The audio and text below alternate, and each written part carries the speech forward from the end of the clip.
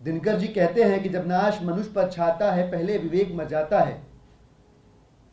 तो विवेक के एब्सेंस में और अहंकार की प्रेजेंस में भारतीय जनता पार्टी ये सत्यमेव जयते का ध्येय वाक्य भी भूल गई और नतीजा ये हुआ कि आम आदमी पार्टी के कैंपेन सॉन्ग को 27 तारीख को चिट्ठी लिख के दिल्ली के इलेक्शन कमीशन साहब ने बैन कर दिया। ऑब्जेक्शंस लगा दिए दुनिया भर के। जब ये ऑब्जेक्शंस आए हमने तभी कहा कि ये ऑब्जेक्शंस बेसिर पैर के हैं, ये ऑब्जेक्शंस कुतर्क से तो भरे ही हुए हैं। इन ऑब्जेक्शंस ने दिल्ली के चुनाव आयोग की निष्पक्षता को भी सवालों के घेरे में खड़ा कर दिया और अनजाने में ही सही लेकिन एक सच को उजागर कर दिया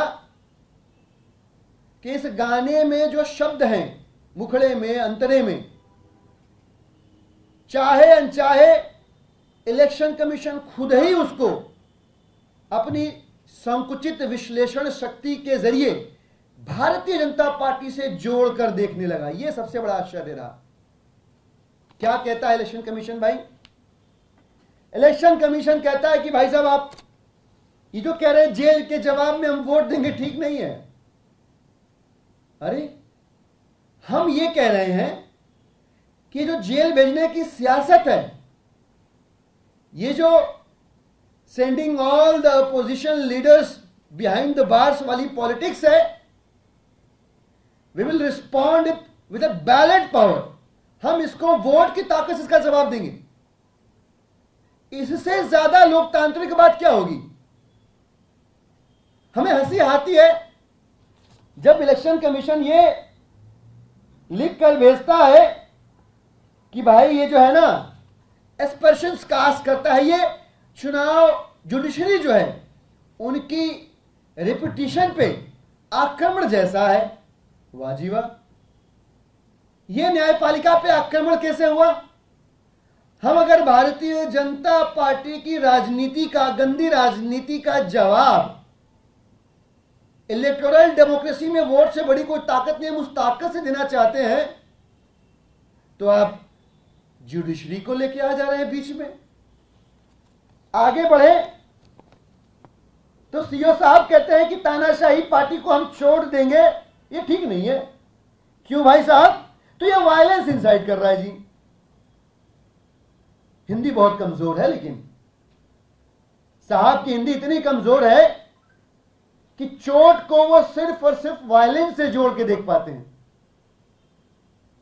चोट दिल पे लगती है, चोट दिमाग पे लगती है, अहंकार पे लगती है, कुशासन पे लगती है, गुंडागर्दी पे लगती है। इतने सारे संदर्भ हैं चोट के। आपने यही समझा, इतना ही समझ पाए आप, और तो और आपने इसको रूलिंग पार्टी से जोड़ दिया। तो इसका मतलब जानते तो आप भी हैं कि तानाशाह कौन है। इसका मतलब समझ तो आप भी रहे हैं कि किसकी तानाशाही पे चोट पहुंचने वाली। हमने गलत क्या कहा भाई साहब? हम तो ये कह रहे हैं कि जो पार्टी तानाशाही दिखा रही है उस पार्टी पे हम बैलेट वोटिंग की ताकत से चोट करेंगे। जमहूरियत का तकाजा यही है, लोकतंत्र की प्रक्रिया यही है।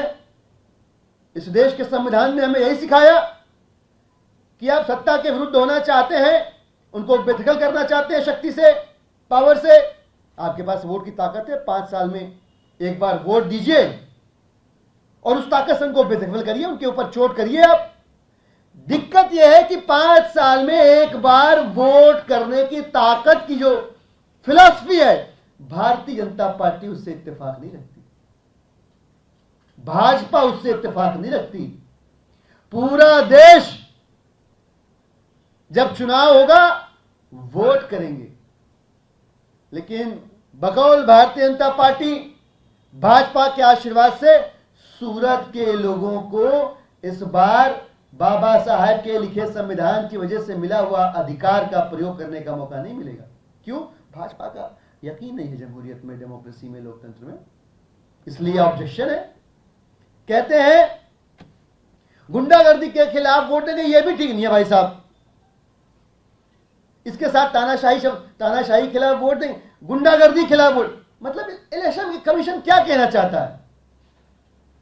इलेक्शन कमीशन को सोच लेना चाहिए था जब उन्होंने ये ऑब्जेक्शन लेटर लिखा, तो सोचना चाहिए था कि या तो हम एक्सपोज होंगे या हमको रूलिंग देनी पड़ेगी कि आज के बाद गुंडागर्दी के खिलाफ नहीं, गुंडागर्दी के हक में वोट करना देशवासियों। अरे इलेक्शन कमीशन अपने ब्रांड एम्बेसडर के जरिए कैंपेन चलाता है, कहता है सच्चा चुनिए, अच्छा चुनिए, ईमानदार चुनिए, लेकिन चुनिए जरूर, वोट जरूर। ये सारी बातें इलेक्शन कमीशन कहता है, उनके ब्रांड एम्बेसडर कहते हैं। हम ये बात अगर कह रहे हैं कि we will vote against hooliganism, we will vote against गुंडागर्दी, इलेक्शन कमीशन कहता है ठीक बात नहीं है, ये तो गलत कर रहे हैं आप, क्या मजाक बना रखा है।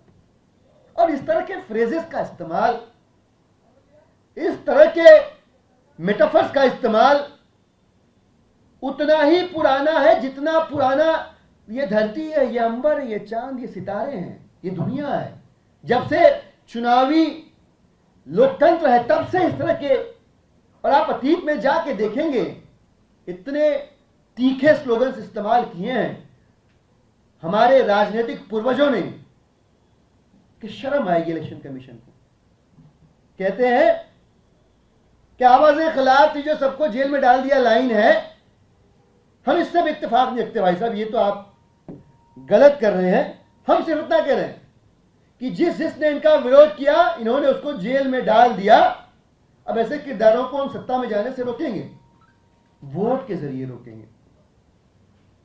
तो और क्या कहता है हमारे देश, we are called mother of democracy, दुनिया का सबसे बड़ा लोकतंत्र हम, we are world's most vibrant democracy.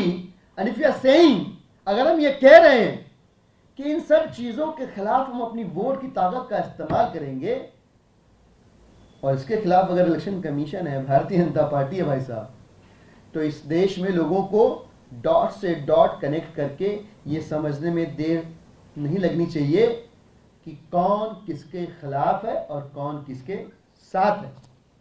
हमने point by point rebuttal submit किया 30 अप्रैल को इलेक्शन कमीशन से मिलने के बाद, और मैं आपको बताऊं हमने इलेक्शन कमीशन के हर ऑब्जेक्शन को ऑब्जेक्ट किया। हमने इलेक्शन कमीशन के किसी भी ऑब्जेक्शन को एक्सेप्ट नहीं किया, उनके किसी भी रिकमेंडेशन को एक्सेप्ट नहीं किया। हमने अपने कैंपेन सॉन्ग की किसी भी वर्डिंग को चेंज नहीं किया। हमने इलेक्शन कमीशन की तानाशाही के आगे घुटने नहीं टेके। हम भारतीय जनता पार्टी के नापाक मंसूबों के सामने नहीं झुके। नतीजा यह कि सच्चाई की जीत हुई, लोकतंत्र बचा, भारतीय जनता पार्टी हारी, भारतीय जनता पार्टी का अहंकार खत्म हुआ, और हमें वैधानिक रूप से जनता की, दिल्ली और देश की जनता की भावनाओं को रिफ्लेक्ट करने वाले कैंपेन सॉन्ग को ऑफिशियली जनता के बीच लेकर जाने का मौका मिला, अवसर मिला।